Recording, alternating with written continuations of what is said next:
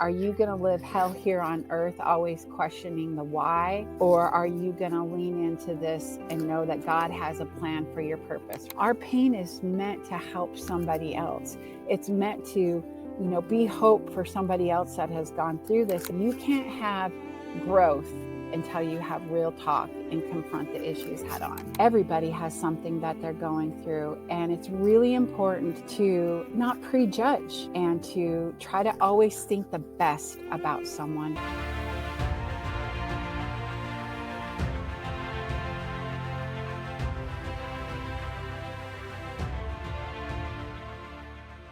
What is up, Impact Heroes? Welcome back to the show. I'm your host, Rick Ornelas. Thank you for spending some time with us today because we know time's a valuable resource and we're going to make it worth your while. I appreciate each and every one of you, not just for listening, but for who you are. I know you're sparking change to make the world a better place every day, and I am humbled and grateful for your efforts. It takes all of us doing our part to spread positive change, and that's what this show is all about. Motivating you with stories of struggle, courage, and hope to empower you to make a difference in your life and the lives of others. In case you missed it, I would love to be remembered that I was a part of those important initiatives to make life for our future Kelly easier. No matter what your lifestyle is or situation is, you can participate in advocacy. It could be as small as social media or as big as speaking to your legislators. I would love to see disability and rare disease inclusion and inclusion done right. I think me and Avery have overcome a lot of adversities in our lives. We're see positive voices in people doing that no matter what you're thrown with or what you have to deal with, that you can. Available everywhere you listen to your podcasts. Welcome back, Impact Heroes. Today we have the pleasure of speaking to our latest iSpark Change social impact hero, and she is someone you want to meet. Our guest today has been through life's challenges and understands that healing begins with the courage to take them head on. She knows that we can't heal what we're not willing to face, and it's her mission to inspire others to lean into life's struggles with hope and determination. We definitely all need more of that. She's strong, courageous, and resilient, both individually and in her helping of others. Her transformative story is a testament to the power of hope in the face of adversity. She champions pro-family policies and protects society's most vulnerable, which is a passion reflected in prestigious awards like the American Red Cross Good Samaritan Award and the Concerned Women for America Initiative Award. She's a prolific author, dynamic podcast host, and sought-after speaker dedicated to helping individuals break free from victimhood and embrace courage, faith, and resilience. She's a proud mother of 5 who's been married 29 years. That's the same as me and my wife. And she knows the importance of family. She's just an all-around great human being who's authentic, passionate, inspiring.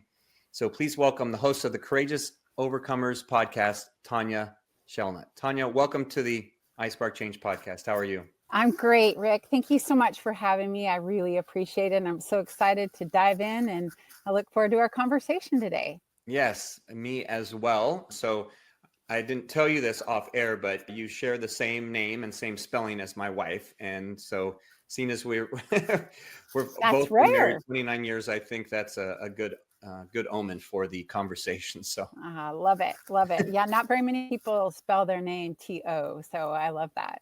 Yeah. She's noticed that as well. So very cool. So Tonya, we have you on the podcast because we see you as someone who is spreading positive change in the world, someone whose actions have a positive impact on humanity, and someone that we call a social impact hero by our definition and acronym, which we may get into. But the question I have for you is the question that we start with everyone. We see you as a hero. Do you see yourself as a hero? Well, that is definitely not a category I would put myself in, for sure. I think that when you look at hero, you look at somebody who's out there risking their life. I grew up in law enforcement family. That's kind of the heroes that I see. But I would not have put myself in that category. But I do think that all heroes do have an aspect or an attribute about them, and that is courage. So I guess maybe I should look at it like that, Rick, but it's definitely not one that I have said, yeah, I'm a hero. Yeah, and it may not be what, a lot of us think, I did as well, thinking like the comic book sense of the word or the movie sense of the word. But by our definition is that, that someone that's having a positive impact on humanity, and that can be literally one person. So by that definition, we see you as a hero. You wouldn't be on the show. So Well, just thank you. just know that. So obviously, to get to the point where you're at now, Tonya, that path has had, that path has had ups and downs and twists and turns and has gone many different directions. So share the story of how you got to the point that you are today, where you're really, passionately helping others and really living in that purpose. Yeah. So, and that's quite a story. And I'll just start from the very beginning, really. My birth father abandoned my mother and I when I was 6 months old. And so my mother went on to marry a guy who was an alcoholic. And I grew up in Montana. And one thing you should know about Montana, a Montana way of life was really more often than not centered around drinking. And so there was a lot of partying in my family growing up. And unfortunately, at one point when I was 5 years old, my parents left me alone with a babysitter from next door that they didn't even know, a male babysitter. And he sexually assaulted me when I was 5. And I blacked it out for a period of time, about 5 years. I blacked it out. And I obviously had a lot of trauma as a result of that. I knew there was something wrong with me, but I didn't know what it was. And as the memories started coming out, I started realizing what had happened to me. And I shared it with my mom and my adoptive dad, and they didn't really do anything with it per se. They just asked me some questions. And so I thought, well, I guess it doesn't matter what happened to me. My parents were thick in their own issues. My adoptive dad cheated on my mom a lot. I would ride around with my mom, going with her to find my dad at different women's houses. And so I just grew up in a really rough childhood. And I actually started drinking when I was in 6th grade, Rick. I saw that the best way to deal with alcohol or to deal with the problems was to drink. And I began to learn that in our home you didn't talk about what happened. You shoved everything under the rug, and if you just put everything under the rug, then it wasn't real and it didn't happen. And so I spent from 6th grade on drinking a lot. And when I got into high school, I got involved in a relationship with a guy that was older than I by 6 years. And when he would drink, he was physically abusive to me. So I have a scar on my face from a time when he hit me. And my parents were so caught up in their alcohol and their problems that this guy was allowed to live with us. And I was in high school, Rick, and they were allowing a man 6 years older than I to live with us. And so obviously at the time, like, I didn't know how dysfunctional this was. I didn't know any of this stuff. I just thought, okay, this is what we do. And so I began to repeat some of the same patterns with this guy because he also would cheat on me. And so I began the same behaviors that I learned from my mom, driving around trying to find him and so forth. And so we had an off and on relationship. I went off to college and he, was in Washington, and we'd get back together, we'd break up. Well, on one occasion, I went to see him because he said, we're done. I'm not going to, I want to be yours. I'm going to, stay true to you. And so I went to see him. When I went to see him, he was getting ready to go out with a girl. And that was the last time I saw him, Rick, because I drove back to my college town. And about a week later, I got a call from his parents that he had committed suicide. And when he committed suicide, he left me a suicide note that said, I tried to call you. And, being a young lady, already having trauma from my upbringing, taking that on, I just fell deeper into a depression, deeper into drinking. And I just drank the pain away because in my brain, I was like, how could I have not stopped this guy from killing himself. If I would have answered that phone call, he would still be alive. And so I wore that badge of guilt, that it was my fault that I wasn't there for him. And so I continued on my drinking to the point of blackouts and not remembering what I was doing, where I was at. My friends would, say, Tonya, you need to not drink so much. So about 3 years later, I met my husband now, Rich. And he had said to me, he said, do you think you have a drinking problem? And I'm like, no, I'm pretty good. I'm great. And he said, well, I think you do, because see, 3 years prior to him meeting me, he had gone through treatment. He was in the Navy and he too had a drinking problem, but he had gone through treatment. So obviously he knew the signs and said, I think you have a problem. Well, I decided to go to the local treatment facility, and I went with my mom, and I was going to have them just tell me how to be a controlled drinker, a social drinker. And when I went there, they were like, oh, actually, you're pretty sick. We're going to put you inpatient for 28 days. And so I called Rich and I said, hey, they said I have to be inpatient for 28 days. What do you think? And he said, well, if you're going to have a relationship with me, you have to be sober. And I actually really liked him. And I was like, okay. So I went to treatment because I liked Rich. I didn't go to treatment because I liked me. I went for him. Now, God knew exactly what he was doing, but that was the beginning of my journey that I've been on for the last 30 years of sobriety. I've been sober for 30 years, Rick. And that was the beginning of that journey. So I'll pause right there because that's a lot to unpack, but I'll stop right there.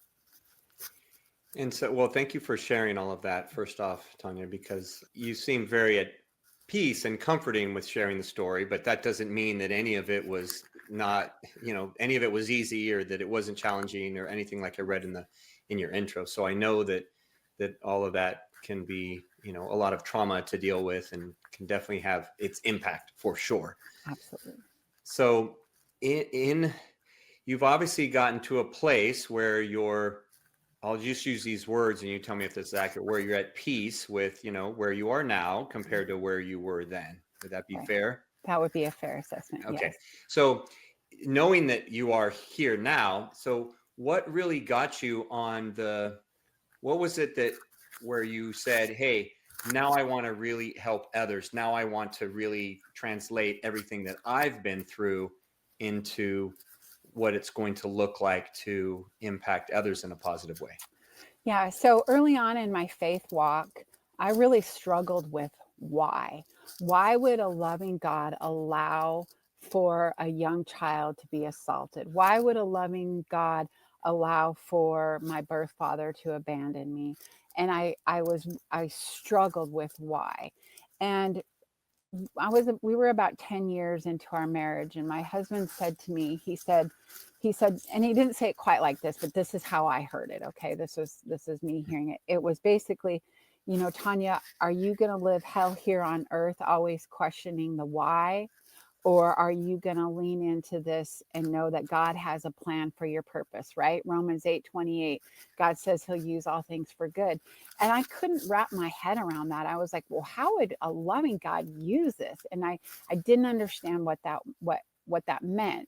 But his words were very profound because I leaned into that. And I thought, okay, yeah, I'm not going to, wallow. And I wasn't wallowing in my pity. Don't hear me say that, but it was true. Was I always going to be the victim and my kids were going to see me, being a victim, or were my kids going to see me as an overcomer? And one thing that is important for your listeners to know is that my mom and I were best friends. We did everything together. She was everything to me. And I lost my mom in a motorcycle accident just a year and a half after I was sober. And she died quickly and unexpectedly. And that taught me the frailty of life.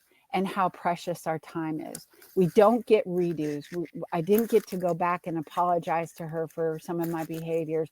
I didn't get to tell her I loved her. I didn't get to do all of these things. So what I didn't want to pass on to my kids was a life of regret. I wanted to make sure that they knew that when life throws you curves, that you can overcome them, and that you don't have to be defined by your wounds, right? You can be defined by Christ. And so, and this of course is not something that happened overnight in any way, shape, or form, Rick. This is a 20-year journey to get me to where I was. But it was at that moment that I said, I'm not going to be defined by this. I'm going to lean into it. And when we put purpose to our pain, it does something for you. I can't explain it, but it helps you, because our pain isn't meant just for us. Our pain is meant to help somebody else. It's meant to, be hope for somebody else that has gone through this. And when 1 in 3 women have been sexually abused, 1 in 4 men have been sexually abused, this is something that needs to be shared. And there's not a lot of people talking about the trauma of this or talking about overcoming it. And so I felt so led to talk about it. Mm-hmm. And as I was stating earlier, growing up, we were taught to shove everything under the rug. And if you just didn't talk about it, it didn't exist. But in that space, there's no growth, because you don't even know that there's something going on because you've suppressed it. And so that's why I'm really adamant about being so forthright and so vocal about this issue, is because you can't heal what you don't face. Yeah, super important. And you mentioned purpose in there, Tonya, and that's a big part. That was a big part of my journey as well, is really getting to that point of understanding my purpose and creating purpose in my life. So you seem to know your purpose. So share with the audience, how would you define your current purpose? So I wear, obviously, lots of hats as a mom of 5, of a wife of 30 years. And I do this ministry with my podcast and my book. And then in my professional capacity, I also am working to protect the most vulnerable. And so, there's a lot of people out there, and we'll just talk about my professional capacity right now. There's a lot of people that aren't protected. There's a lot of people that need people standing in the gap. And I work in the public policy space. And so working to protect, children and women is really important to me. And so I take what's happened to me and I use that to try to get lawmakers to pass legislation that does just that, and that's protecting the vulnerable. And then in my ministry capacity over here, and ultimately everything we do is ministry, so don't get me wrong on that, but in doing my podcast and speaking in my book, my podcast is really just, again, it's once a week, it's 20 minutes, and it's just talking about real life, right? Like last week we were talking about addiction. And again, it's having those hard conversations, because so many people want to avoid it and they don't want to have real talk. And you can't have growth until you have real talk and confront the issues head on. Yeah, it's so true, because a lot of people, they want to, just sweep things under the rug. They want to not face those difficult, not have those difficult conversations, not face those difficult skeletons from their past, or, Yes. Whatever it may be. So obviously you have, you're strong in your faith. You have a strong family. You have 5 kids, right? I come from a family of 5. I have 3 daughters, but, grew up with 4 sisters. And so understand a large family. So talk about the roles that each of those played, and you can take them individually if you like, or it may be intertwined, is about, faith and family, because I know those are huge for me, and they've had a very significant impact on my journey as well. Yeah. So talk about the impact that those two have had on, you creating that purpose and you getting to where you are now. Right. So I'll talk about faith first. I didn't grow up churched. I didn't go to church. I went on Easter or Christmas sometimes with my aunt. So I didn't know anything about faith growing up, really. I had no idea what it was. And when I met my husband, he had some background, and so he had a relationship with God. And when my mom passed away, he said, you know, Tonya, I want to start going to church. And I was like, okay, what does that look like?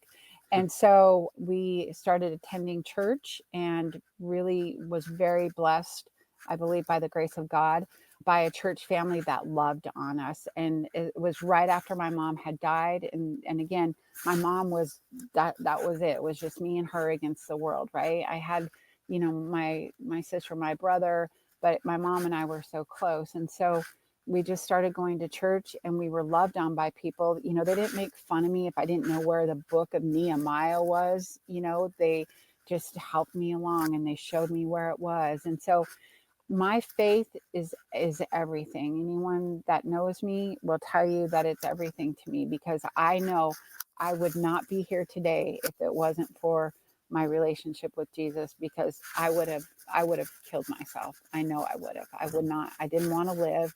I mean, it was just so much, and it was too much. And it was literally God's grace that helped me along. And I will say, the other part of it, to the family part of it, is I am so incredibly blessed to have such an amazing and loving husband. And you know, we joke, we didn't really like each other early on. It was about 10 years into our marriage where we like started to figure this out, of like what this needed to look like.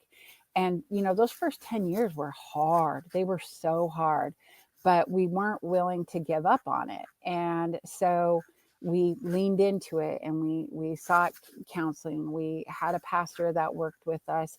And the thing that really helped us too is we started, you know, getting out of ourselves and serving at church. We served in the youth ministry, we served in the special needs ministry, like we served everywhere that we could. And when you get out of yourself and you serve, you realize that yes, your problems are real and they're there, but other people have problems too. And so it really helps to get out of yourself. And so we served. And you know, my children, when our we have 5 kids. Our oldest daughter is hearing impaired, so she's 90% deaf in one ear. And then our youngest daughter had a seizure disorder growing up, and then we had a son who had a speech impediment. So we had a lot of challenges with our kids. And it was also, I didn't want our kids to be growing up and being defined by their limitations, right? I didn't want our oldest daughter being defined by her hearing impairment. I didn't want Isabel being defined by her seizure disorder. And so if I didn't want that for them, I had to help myself too, right? And teach them that and what that looked like. And so, you know, my husband, he didn't have a father growing up. His father abandoned him. And so it was really honestly just Rich and I and God helping us. We didn't have external relationships to teach us how to be parents. It was literally trial and error and the grace of God. And I think we're stronger today because of that. And our children know, you know, although we didn't do everything perfectly, they know that we did the best that we could with what we have. And we're very transparent with them about what we did growing up. And so they know everything about us, and we're extremely close family, and I'm very thankful for that. Yeah, so much of what you shared resonates with me because, you know, I mean, my wife and I have had challenges. We've had, you know, it's not always easy with the kids and the different things that you have, and our faith has gotten stronger over the years, and that's really what has carried us through. And so I can definitely relate and appreciate that. So in that part of the conversation, you know, this may be a deep question, but I'm going to ask it anyways, right? And you're welcome to answer. Is that, you know, I've heard other people say that with some of the challenges of the world or some of the trauma that they've been through in their own lives, that they're really hesitant about kids and, you know, bringing kids into the world and raising kids and everything. So you had some, you know, some different events when you were younger, and yet, you know, you're a mother of 5, and even, like you're saying, in the first, 10 years of your marriage, just some struggles there. So how did specifically, how did they play a role in, everything that was going on for you as your journey over the past, 20, Right. 30 years? Well, like I said, having lost my mom early on taught me about the importance of legacy. And so, my husband, when we met, he said, I want to have a big family. And I was like, okay, sure, let's go, whatever. I was so naive. I didn't know what that meant.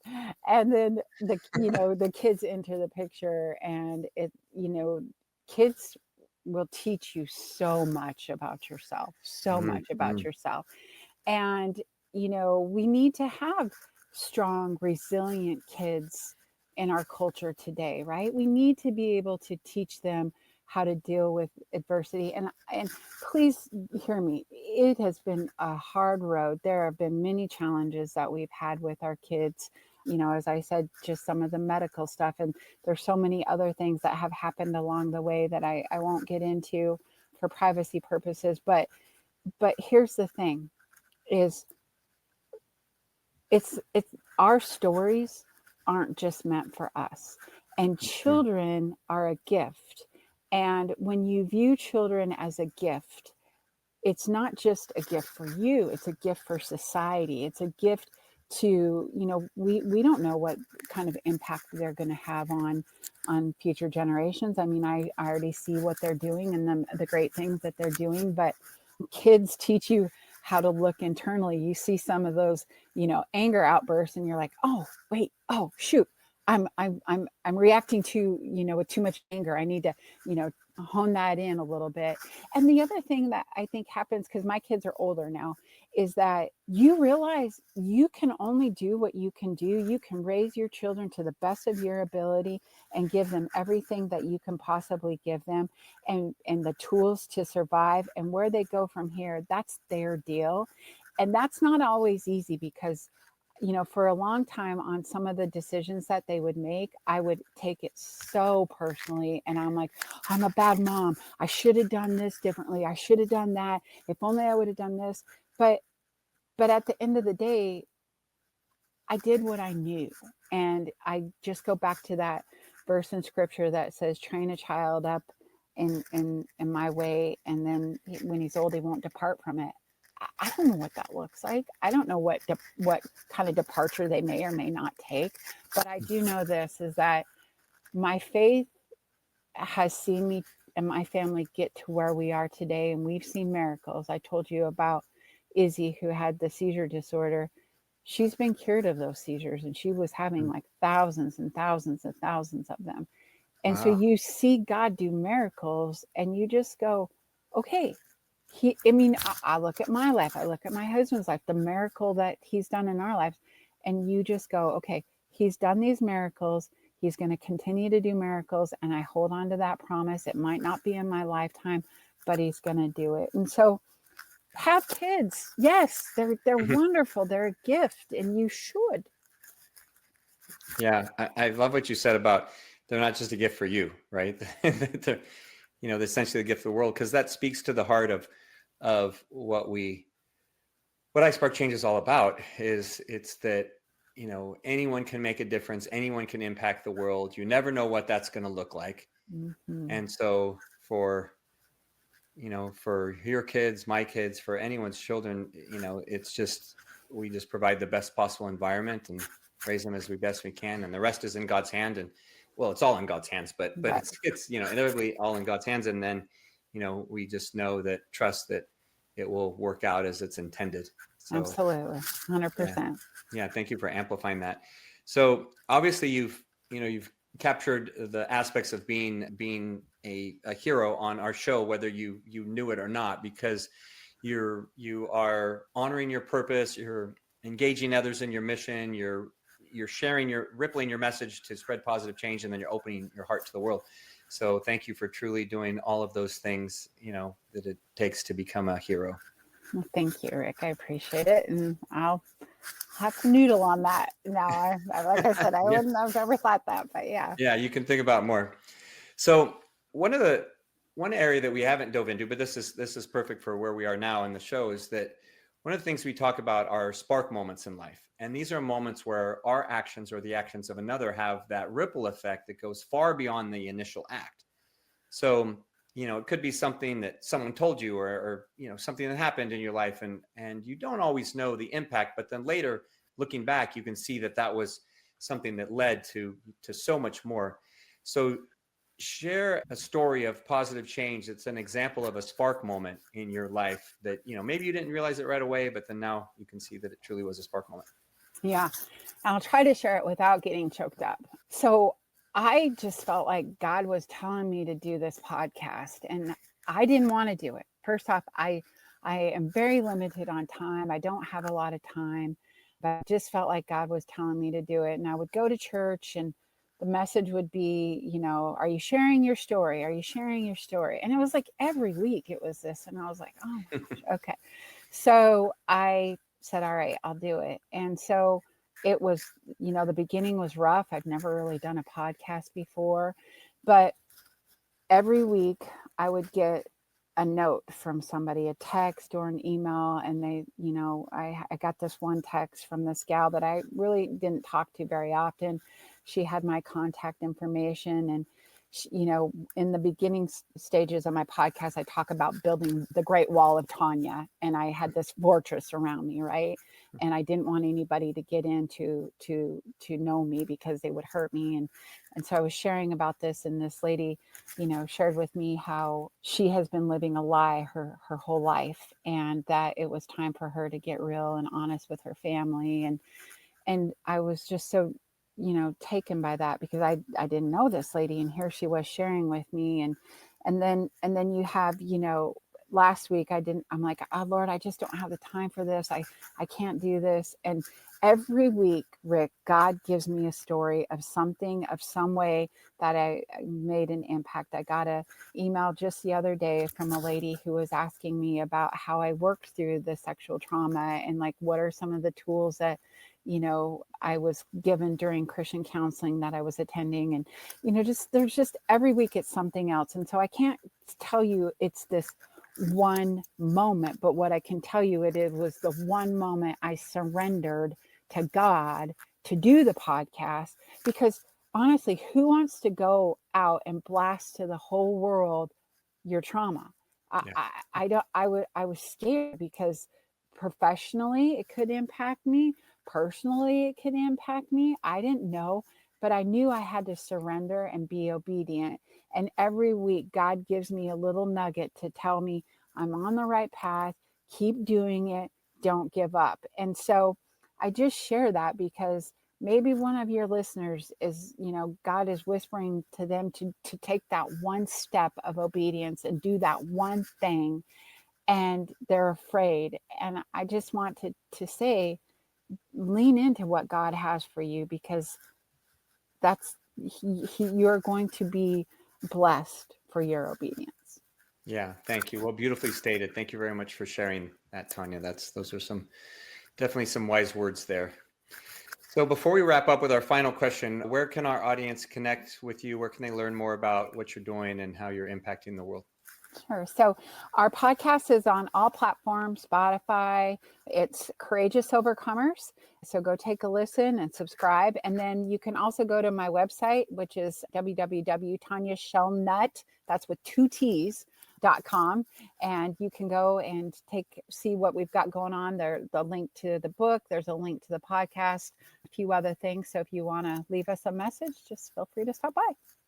Fantastic. We'll make sure all those links are in the show notes for everyone to go and check out.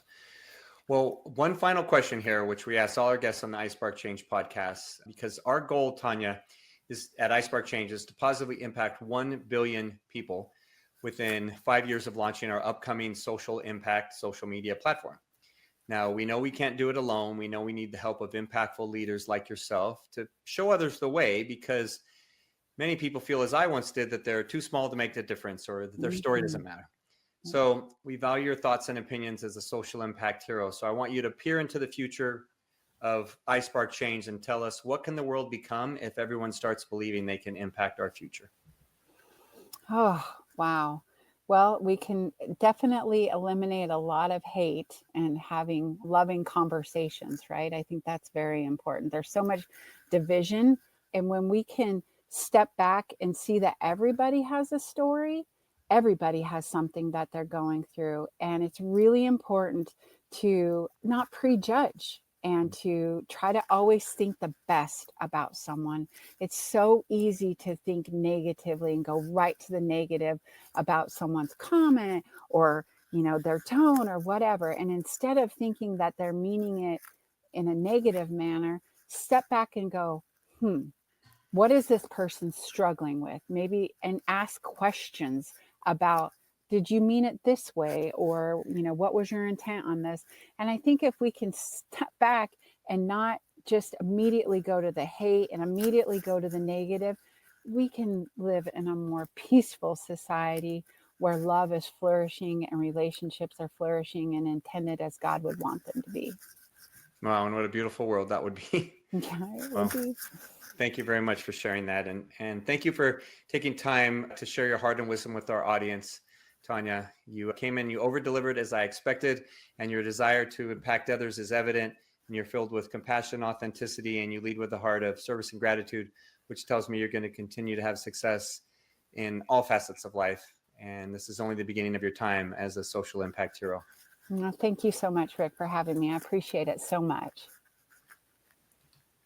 Okay, Impact Heroes, it's our stories that connect us all, and we love hearing Tonya's today. Tonya Shellnutt, you're not only an inspiring and amazing human being, you truly are an iSpark Change social impact hero. We'll see you all next time. Do you want Rick to speak at your event? Here's what others have to say. Did not know his story, and it was so inspirational, and his presence on stage, his authenticity was just incredible. I absolutely loved his performance. It made me feel some type of way. If you're looking for a speaker for your next event, hire Rick. I promise you this, you will not be disappointed. Visit rickcornelis.com to book him today. Remember, Impact Heroes, every positive action can be a spark moment that has a ripple effect that spreads far beyond the initial act. So go out there and spark change. Don't forget, if you enjoyed this episode, then please smash that 5-star rating on iTunes or Spotify and leave a review. We value your comments and we want to hear from you in the community. Thank you for listening. God bless you, and we'll see you next week on the iSpark Change podcast.